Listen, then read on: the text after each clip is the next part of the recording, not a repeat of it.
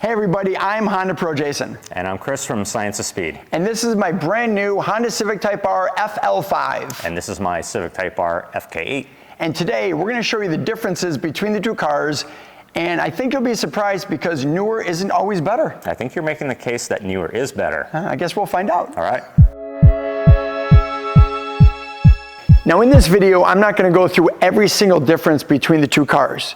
But since the cars are here at ScienceOfSpeed, I'm able to go through some of the major differences, some of the things that I found out that I thought were very interesting, but there's some things that you didn't even know.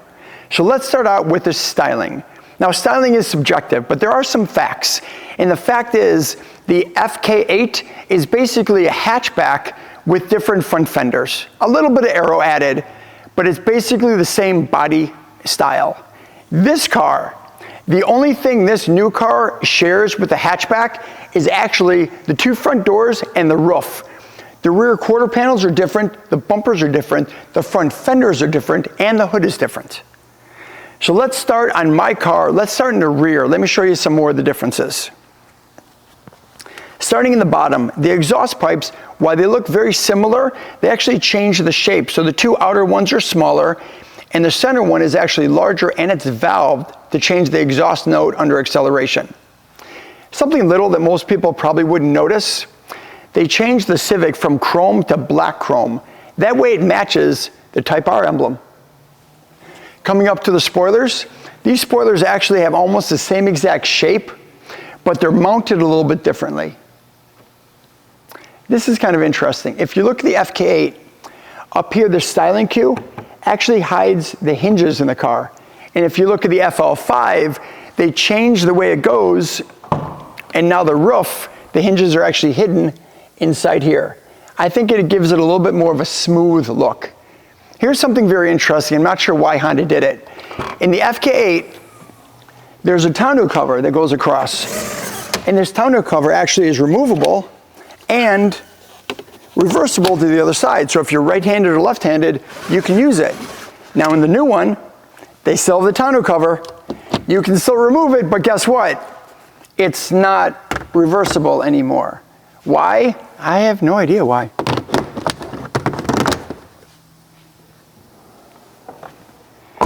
Let's talk about the wheels.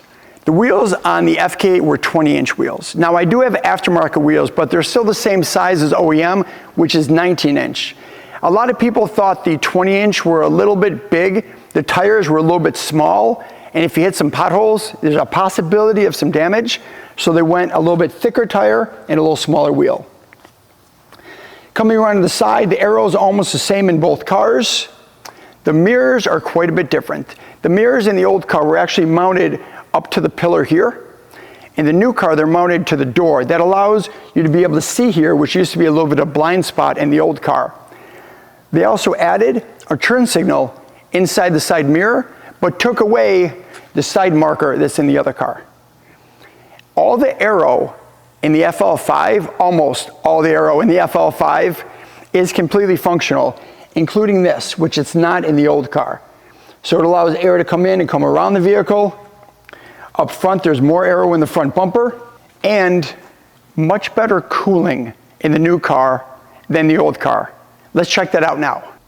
One of the massive improvements of the FL5 is the cooling, and this is going to dramatically help everyone that brings these cars to the track. So let's start with the front grille. This front grille is almost 50% larger than the outgoing model. And the hood scoop. Now the hood scoop is actually located in front of the hood, exactly over the turbo. The turbo is the hottest part of the engine, and this is going to allow that turbo to breathe a little bit easier. And now under the hood. These are where a lot of the bigger changes happen. Under the hood, you can see how much more room there is between the radiator and the turbo. That allows the turbo, again, to breathe a little bit easier. They also took out one of the radiator fans, allowing more airflow to go through. They changed the shape of the radiator fan. It allows the air to come around the fan, in through the fan, instead of being pushed outwards. And all these things combined keep the engine temperatures way lower on the track on hot days. Here's a few more features you'd probably never even notice. Honda put a little piece of PPF right here to protect from rock chips. and something that I actually thought was a mistake when I first bought the car, but a little piece of plastic that sticks out only a few millimeters, again, to prevent rock chips coming off these big, thick tires. And when you're ready to put gas in your car, in the FK8, just like all of the new 11th gen Civics, is easy. You open up the gas door and you fill it up with gas because it's capless. Here in the FL5, for some reason, Honda put a gas cap. Why? I don't know. Now, I'm not going to go through every single change between the two cars in this video. I just want to hit some of the highlights and some of the things that I've noticed. So now let's go into the interior. So let's start with the seats. Even though the seats are similar, they're quite a bit different as well. The FK8 seats sometimes creased a little bit right behind the knee. Honda solved that. Come on in, check this out. What they've done is they've actually made this two pieces now. So when this flexes, this won't crease and this won't crease. The shape's similar, but I think the FK8 seats are a little bit more aggressive. Here's a new feature I didn't even think we needed, a plus R button. So all you have to do is press this button, you're automatically in plus R. Before, you had to use this toggle switch up and down. But there is a new feature, a new drive mode that happens to be my favorite. It's called the individual mode.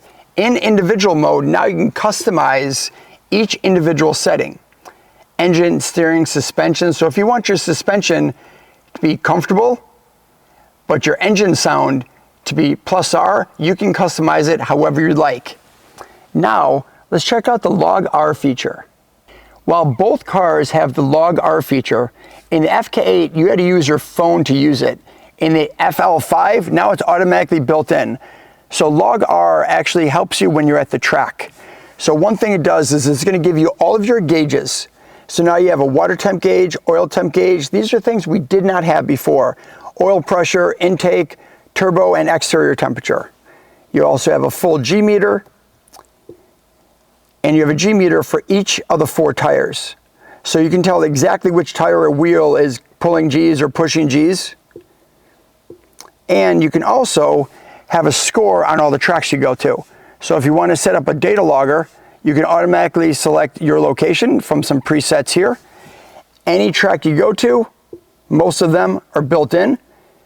You select the track, and it'll give you all the information as you're driving with lap times, a score, and then you can review it later to improve your track times.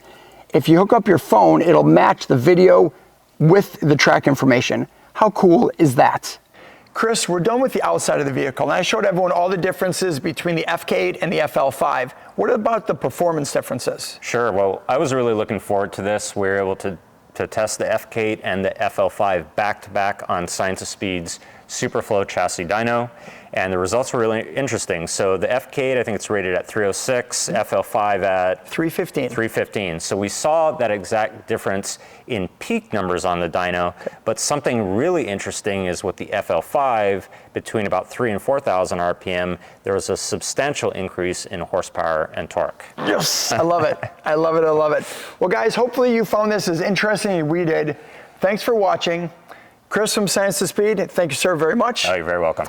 And as always, guys, this time from Chandler, Arizona at ScienceOfSpeed, I'm the HondaPro, and now you're in the know.